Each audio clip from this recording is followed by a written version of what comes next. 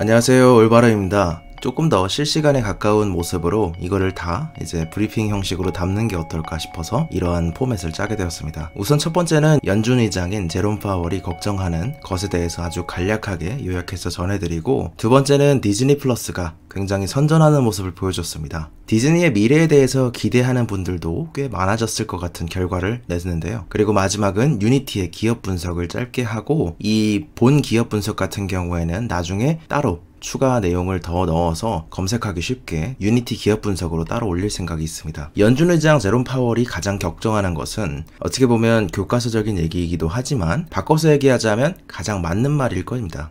앞에 이제 미사여구를 이렇게 넣지는 않았으나 이건 이제 제가 넣은 겁니다. 제롬 파월이 여성, 아이들, 소기업, 그리고 실업을 갖고 있는 노동자들이 앞으로 빨리 조금 더 지원이 필요하다. 한마디로 재정정책이 조금 더 빨리 처리되어야 한다. 이런 얘기를 다시 한번 또 역설했다고 볼 수 있겠죠. 백신은 멀고 감염은 가까운 그런 상황입니다. 기존의 흐름이었던 자동화와 재택근무는 인적 자원 리스크, 한마디로 사람을 어떻게 다뤄야 하는 리스크에 있어서 이 지금을 기점으로 조금 더 가속화될 거라는 얘기를 했고, 단기적으로 화이자 백신도 물론 좋은 뉴스이고 반가운 소식이지만 현실적으로 지금은 바이러스가 퍼지면서 향후 몇 달 동안은 어려울 수 있음을 말했습니다. 힘든 겨울이 될 거라는 전망이 굉장히 많은 시기입니다. 백신은 멀고 감염은 가깝다는 그러한 카피로 이를 한번 정리해 볼 수 있었습니다. 확진자는 아주 최근에 20만 명까지도 쏟아지기 시작했습니다. 글로벌 의대로 유명한 존스홉킨대 통계를 인용한 AFP 통신은 미국의 바이러스 신규 확진자가 20만 명까지 집계됨에 따라 하루에 최다 기록을 세웠다고 보도했습니다. 최근에 일주일간 10만 명에서 14만 명 정도 사이를 오가면서 계속해서 늘어났음을 감안한다면 갑자기 이번에 폭증했다고 볼 수 있겠죠. 그런데 어떻게 보면 사실 지금은 확진자는 서드 웨이브인데 이번에 세컨 웨이브에서도 그렇고 이번에서도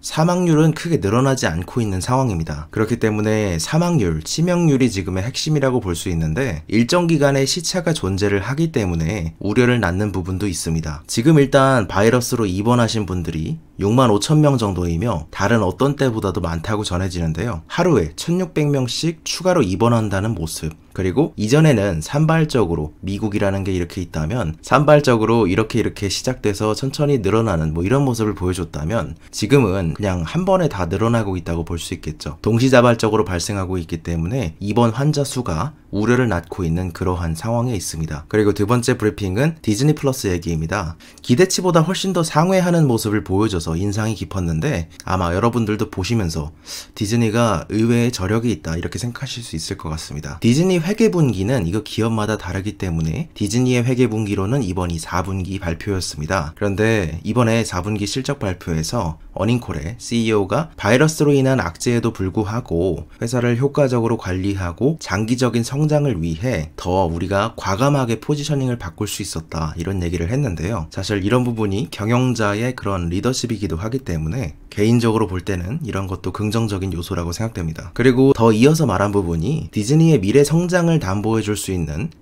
다이렉트 투 커스터머, 이쪽이 직접 소비자에게 접촉하는 스트리밍 분야가 있는 것인데 이쪽에서 매우 좋은 결과가 나왔다는 점이죠. 디즈니 플러스의 유료 가입자가 7,300만 명을 넘겼습니다. 이제 겨우 1년 정도 된 비즈니스이거든요. 그런데 이렇게 시장의 기대나 디즈니 자체의 기대보다도 훨씬 더 좋은 모습을 보여줬습니다. 근데 이게 어느 정도 좋은 것이냐, 목표치상으로 볼 때는 4년을 앞서갔다고 볼 수 있는 겁니다. 왜냐하면 런칭 후에 2024년까지 6천만 명 정도에서 9천만 명 정도의 유료 구독자를 모집하는 것이 목표였기 때문입니다. 어떻게 보면 디즈니가 조금 머리를 써서 보수적으로 잡았던 것이기도 하지만 확실히 정확하게 1년 만에 7,370만 명을 모집한다는 것은 굉장히 예상보다도 뛰어나고 디즈니의 예상보다 그리고 시장의 예상보다도 훨씬 더 잘 나왔다 그렇게 볼 수 있는 지점이겠죠. 최근에 분기 보고서를 낸 결과를 보자면 넷플릭스는 최근에 1억 9,500만 명의 유료 구독자를 갖게 되었습니다. 그것과 비교해서 디즈니도 여러 가지를 가지고 있습니다. 그것을 다 놓고 비교를 해보죠. 최근에 스트리밍 구독자 수를 나눠서 한눈에 볼 수 있게 했습니다. 가장 최근에 분기로 보면 넷플릭스는 1억 9,500만 명, 디즈니는 7,000명 정도가 디즈니 플러스, 훌루가 3,600명 정도, ESPN 플러스가 1,000만 명 정도가 됩니다. 때문에 이것을 다 합치게 된다면 1억 2천만 명 정도가 되는 것이죠. 따지자면 2억 명과 1억 2천 정도로 단순하게 따지자면 60%까지도 따라왔다고 볼 수 있을 겁니다. 물론 아주 단순한 비교이죠. 아까 CEO인 밥이 얘기했던 것처럼 단순하게 회사의 전략을 바꿨던 뉴스는 이렇게 지난달에 나왔습니다. 스트리밍이 앞으로 미디어 비즈니스의 중요한 면으로 부상함에 따라 미디어와 엔터 부분의 사업부를 재편하고 있다는 얘기를 했었죠. 그리고 D2C 전략을 강화하기 위해 미디어 사업은 콘텐츠 배포와 광고 판매 등 디즈니 플러스를 담당하는 단일 조직으로 집중화시키겠다는 얘기를 했습니다. 이것은 넷플릭스나 아마존 프라임 비디오와 경쟁하기 위한 구도로서 조직을 한번 재편하겠다는 발언이기도 했죠. 그렇지만 아직도 실질적으로 인컴까지를, 영업이익까지를 보게 된다면 비중이 아직 많이 작습니다. 4분기 기준과 이것은 3분기 기준인데 함께 가져왔을 때 영업이익 측면에서는 거의 사라진 것을 볼 수 있죠. 전체 세그먼트별로 지금 바이러스 충격이 당연히 다르죠. 오프라인과 온라인이 함께 있기 때문일 건데 확실하게 디즈니는 빠른 속도로 회복할 수 있다고 볼 수 있습니다. 이게 굉장히 빠르게 회복한 모습인데 디즈니가 나름 미디어 네트워크나 D2C 분야로 굉장한 기업으로 살아남는 모습을 보여주고 있다고 생각합니다. 그래도 어쨌든 매출액 단에서 살펴볼 때 디즈니 파크와 제품 판매 그리고 영화 사업의 로스가 워낙에 큰 상태입니다. 전년 동기 대비 61%가 하락했고 여기는 52%나 하락하게 되었죠. 하지만 디즈니 플러스를 통해서 이번에 41% 성장이라는 것 외에 대단한 구독자 수는 물론 프로모션도 다 포함이 되어 있지만 그럼에도 불구하고 디즈니의 콘텐츠 플랫폼 파워가 있다고 인증받을 수 있었기 때문에 앞으로 경제가 성장세가 차츰차츰 다시 오픈되는 상황이 나온다면 디즈니 입장에서는 이전과 달라진 게 이렇게 디즈니 플러스라는 쪽으로도 강력하게 드라이브를 걸 수가 있기 때문에 상승 압력이 높아진 상태로 바뀌었다고 볼 수 있을 것 같습니다. 그리고 마지막은 유니티가 이번에 실적 발표를 했습니다. 여기도 실적 발표를 했는데 실적 발표 후에 순손실이 시장의 기대보다 조금 컸습니다. BGAAP 기준으로 보면 다르긴 한데 GAAP 기준으로는 주당 97센트 손실이 났고 순손실은 1억 4,770만 달러를 기록했습니다. 유니티의 사업을 한눈에 정리하자면 다음과 같습니다. 이렇게 볼 수 있는데 안드로이드와 iOS 등 모바일 플랫폼에서도 그렇고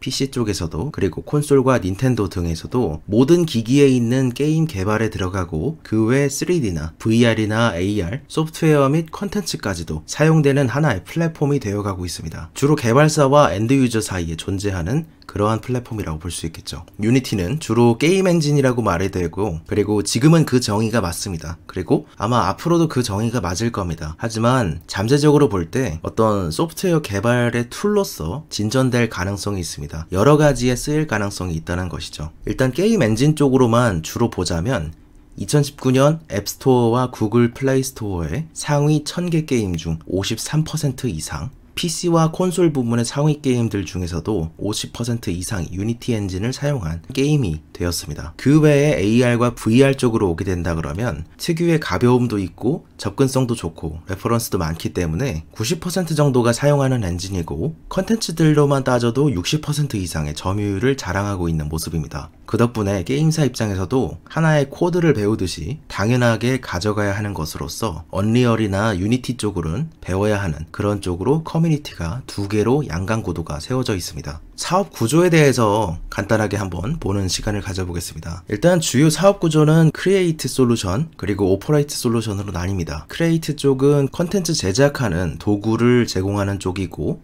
오퍼레이트는 관리 도구인데 실질적으로 광고와 관련된 쪽이 많습니다. 얼마 전에 발표된 자료를 봤을 때 유니티의 매출 비중을 놓고 볼 때는 컨텐츠 제작 쪽에서 벌어들인 수익이 31%, 관리 도구, 주로 광고와 관련된 쪽이 60%입니다. 그 외에 파트너십이나 소프트웨어 쪽에서 나온 것이 9%가 있습니다. 컨텐츠 제작 쪽의 특이점은 주니어 그룹에게는 무료로 제공하다가 시니어나 그룹 정도가 되었을 때는 유료로 받아서 공격적으로 지금 생태계를 키우고 있는 방식을 택하고 있습니다. 어느 정도 이상의 돈을 벌게 되면 그리고 기업 단위로 가게 되면 플러스 혹은 프로나 엔터프라이즈 제품을 구독을 사용해야 하는데 프로 등급은 연매출 20만 달러 이상인 고객들이 사용하는 구독 서비스입니다. 이 정도가 되게 되면 이제 주로 이게 이제 고래를 대상으로 주로 사업을 하는 게 리니지도 이런 고래를 대상으로 하는 사업 중에 하나인데 크리에이트 쪽의 매출이 3분의 2가 유니티 프로에서 발생한다는 점입니다. 오퍼레이트 분야는 광고 매출과 라이브 서비스